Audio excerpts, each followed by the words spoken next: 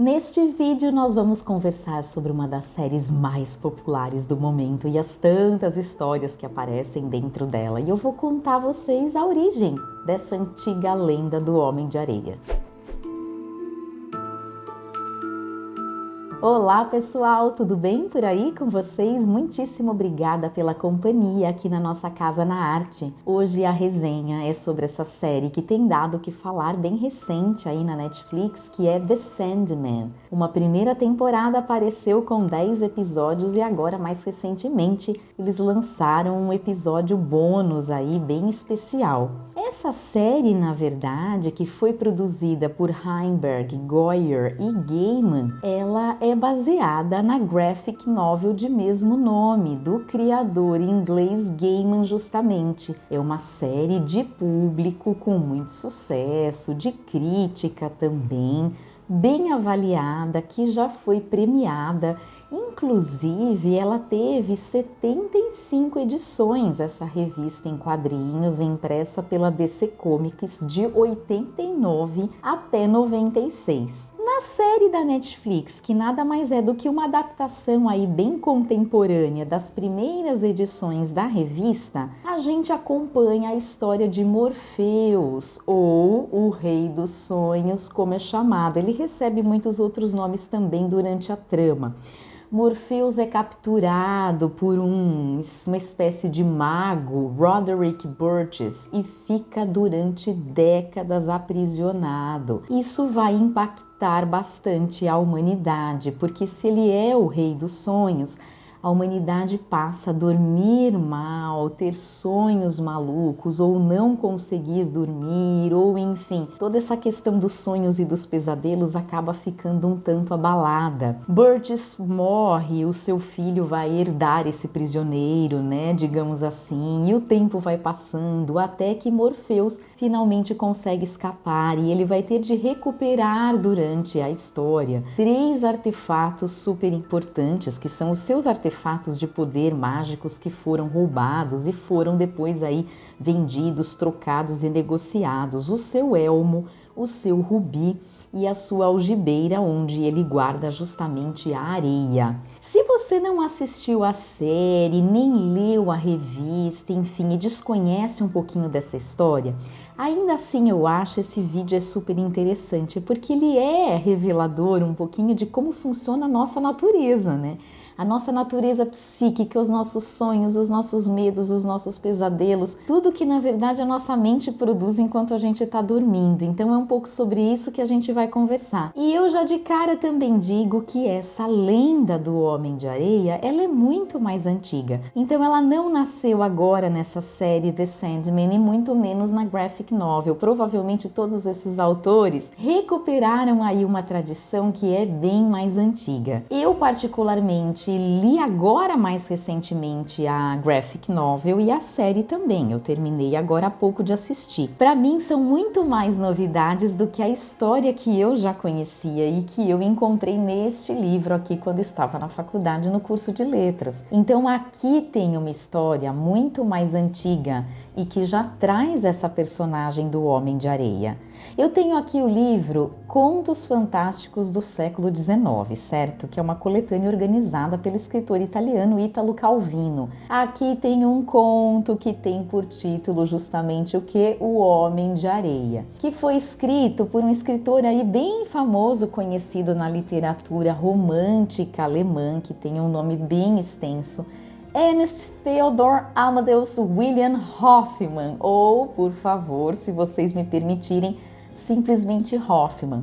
Ele escreve um conto, O Homem de Areia, em 1817. E quem é o Homem de Areia nessa história? É o mesmo cara que tem a areia, que sopra areia no rosto para que a gente caia no sono e durma e assim por diante. Então tem total relação com essas histórias mais recentes aí da série, da história em quadrinhos e de toda essa saga. Nós descobrimos aqui a história no conto de Natanael, que é uma criança que não quer dormir como tantas outras. Uma babá que mora ali na residência diz que o Homem de Areia é um homem muito mau, que se a criança não for dormir, vem e a assusta e arranca os seus olhos. E a gente vê muitas cenas na série de olhos arrancados. Vejam só de onde vem toda essa história e toda essa simbologia de ter os olhos ali tirados, né? A mãe da criança aqui da história, do Natanael, desmente, dizendo não, o homem de areia não existe. Na verdade, gente, o homem de areia, aqui, né, por essa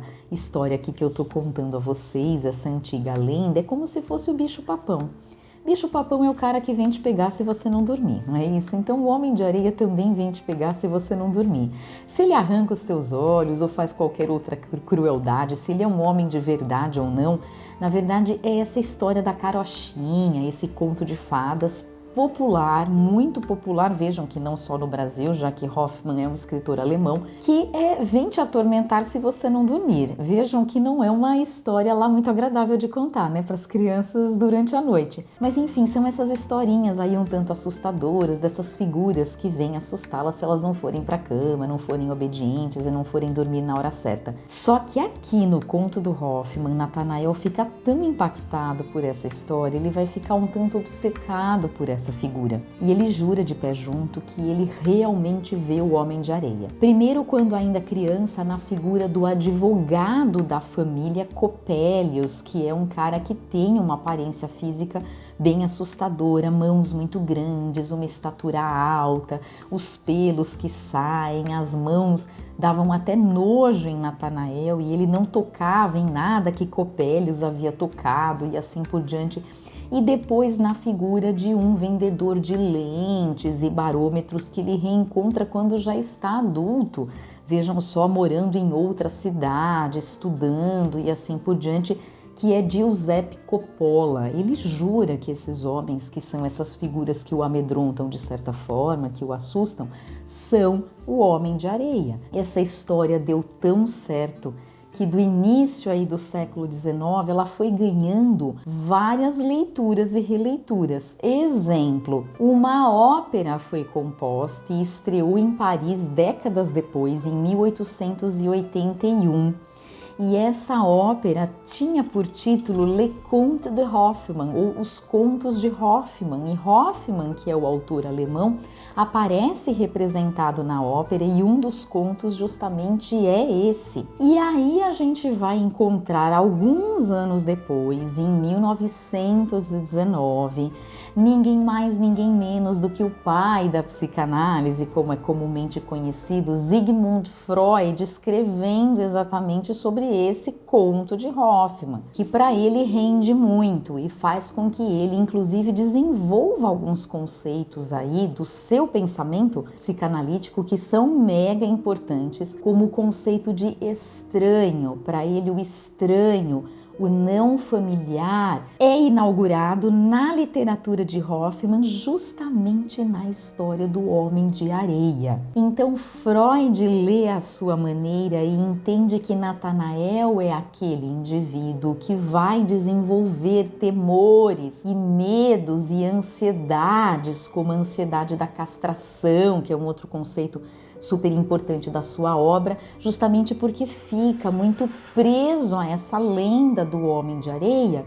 E o que ele faz? Ele vê esse homem, né, representado por figuras e pessoas, enfim, que ele vai encontrando ao longo da vida. E Freud diz que esse, na verdade, é um movimento que a gente também faz, num certo sentido, de ficar reconhecendo pessoas ou, na verdade, até espelhando os nossos medos, as nossas expectativas, os nossos traumas em pessoas que a gente vai encontrando por aí. É um pouco um movimento de duplicar, de espelhar, de ficar comparando, que é o que acontece aqui. Mas voltando para a nossa série The Sandman, que na verdade deve ser uma série que vocês pelo menos aí já acompanharam, ouviram falar, ou que está disponível para que vocês agora conheçam. Essa série, eu acho, leva à última potência toda essa história que eu contei aqui, não é? Porque de uma lenda simples de bicho-papão, que vem para te atormentar, arrancar os teus olhos ou te fazer dormir uma boa noite de sono esfregando lá areia nos olhos, porque os olhos ardem, até chegar à série, o que os criadores fizeram aí? Colocaram muitas e muitas e muitas referências do nosso inconsciente e do nosso imaginário. Então, tendo começado em Hoffmann, passado pela ópera, passado interessado pela leitura que Freud faz no seu ensaio 100 anos depois do conto original ter sido publicado. E sabe-se lá quando que o conto popular e toda essa história de bicho-papão surgiu, foi muito anterior até ao conto do Hoffmann. Quando a gente chega aqui em 2022 com essa produção, a gente tem, claro, acesso a muitos recursos que fazem com que a gente consiga colocar na tela, né, nesses 11 episódios até agora, a gente consegue acompanhar de tudo. A série é um grande conjunto de muitas histórias que já foram contadas pela humanidade, todas relacionadas à questão dos nossos sonhos e dos nossos pesadelos, ou seja, dos medos, das expectativas e desejos também, do que a gente gostaria de fazer. Tudo isso acontece na série porque aparecem muitas referências a histórias que são mitológicas e super antigas, referências a seres alados, dragões e coisas do tipo. Aparecem histórias bíblicas, como aquela de Caim e Abel, por exemplo. Aparecem referências a histórias literárias antigas. Homero com a sua musa Calíope, que ganha um episódio especial, exclusivo, ou até a figura de Shakespeare, que na série aparece como um jovem que ainda estava iniciando a sua carreira e que vai ser inspirado por Morfeus, o rei dos sonhos, que vem trazer, na verdade, aquela verve poética que depois a gente vê que acontece na obra shakespeariana. E aparecem, inclusive, vejam só, referências sobre a cultura pop, a mais comercial, de entretenimento, do mundo da fantasia, do mundo dos brinquedos e assim por diante, que é o casal Barbie e Ken. Sim, porque até eles aparecem na série. Como talvez aquela fantasia de alguns casais de quererem ser esse casal, que a meu ver é chatésimo, gente, eu tô sendo muito sincera. Barbie e Ken não tem uma participação, a meu ver, tão relevante ali na narrativa e são um casal bem chato, né? Formam um casal que é bonito, é perfeito, parece que não brigam por nada, enfim, mas é um casal padrãozinho, né? Extremamente assim chato e entediante. Mas eles também aparecem aí. Por quê? Porque a série justamente reúne todo esse conjunto de sonhos, de pesadelos, de expectativas, enfim, que a gente carrega aí ao longo da vida. Na minha visão, eu acho, para resumir, essa lenda do Homem de Areia faz com que eu pense o seguinte, que a humanidade, na verdade, tem muito desejo de poder e de dominação, porque o tempo todo eles pedem para todas essas entidades e figuras que não morram nunca, eles querem a imortalidade, eles querem recuperar pessoas queridas que eles já perderam ou algo do tipo, que é uma ganância que não faz sentido algum e que para Morfeus realmente deve ser muito chato esse papel de ficar o tempo todo, né, ouvindo os pedidos de nós seres humanos para que a gente não morra nunca ou para que a gente só tenha lindos sonhos, o que não é possível. Nós temos que olhar para os nossos pesadelos e as nossas sombras também, porque elas ensinam muito sobre a gente, né? E eu acho que um segundo ponto é justamente esse nosso desejo de nunca querer acabar, nunca querer terminar e de ficar incomodado com a nossa finitude, quando na verdade essa finitude é extremamente necessária para que a vida se renove o tempo todo. E eu espero que você tenha gostado desse nosso vídeo. Foi um prazer gravar sobre essa série, sobre essas lendas e sobre todas essas histórias. E já que nós falamos aqui o tempo todo sobre sonhos, eu queria muito conhecer um sonho seu. Diz aqui para mim nos comentários que sonho você tem, ou que sonho mais maluco você já teve alguma vez na vida, né? O que você sonha ainda em fazer que você ainda não fez? A gente podia bem conversar sobre isso agora, para a gente estreitar aqui a nossa relação, a nossa amizade, a nossa parceria, para a gente trocar um pouquinho as ideias, tá bom? E eu te encontro, é claro, no próximo vídeo. Até lá!